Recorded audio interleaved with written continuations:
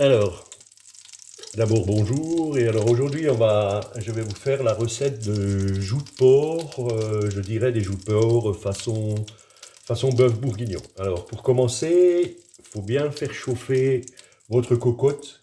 Moi je fais un mélange huile et beurre, et ensuite bien saisir vos joues de porc.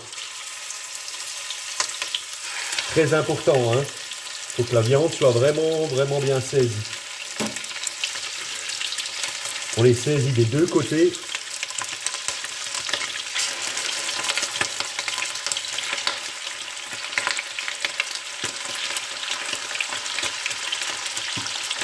Sel, poivre, bien sûr.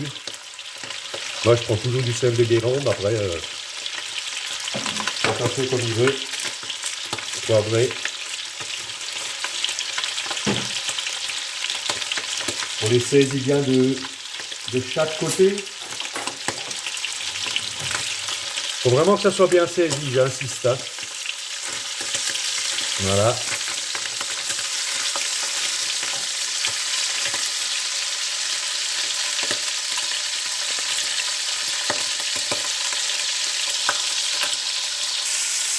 Alors, une fois saisi,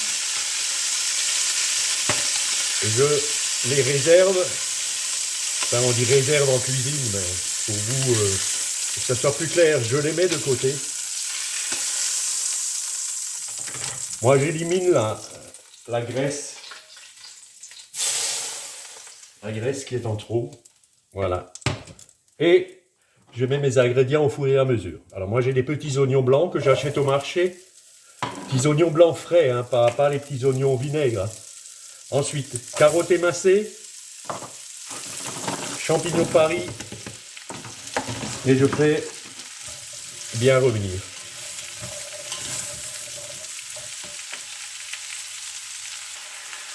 Voilà.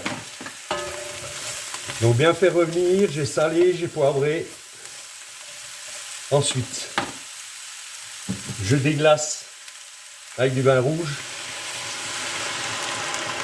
Alors, il faut en mettre, hein, je dirais je mets à peu près une demi-bouteille. Là, j'ai quand même une douzaine de joues de porc. Donc voilà, je déglace. Moi, je prends du jus de rôti. Voilà. Alors c'est ce produit-là que tout le monde connaît, hein, je veux dire, tout le monde connaît ce genre de produit maintenant.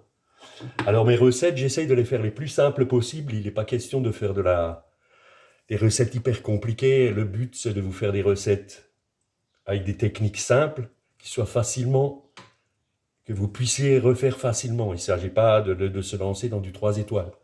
Voilà. Donc ensuite, je remets mes joues de porc. Voilà.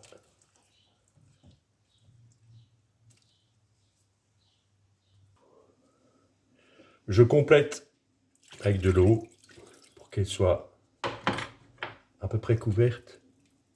Voilà. Ensuite, comme d'habitude, hein, surveillez la cuisson. Moi, je dirais, pour une joue de porc, il faut à peu près 1h15, 1h30. Il faut vraiment que ça fonde sous la langue. Hein. Donc, n'hésitez pas à cuire. Bien sûr, il faut, comme dans tous les plats, contrôler la cuisson au fur et à mesure. Et puis voilà, moi, je sers ça avec de la polenta. La prochaine fois, à l'occasion, je vous ferai la recette de la polenta, ce qui est pas d'ailleurs pas très compliqué. Voilà, je vous souhaite un bon appétit et puis je vous dis à la prochaine.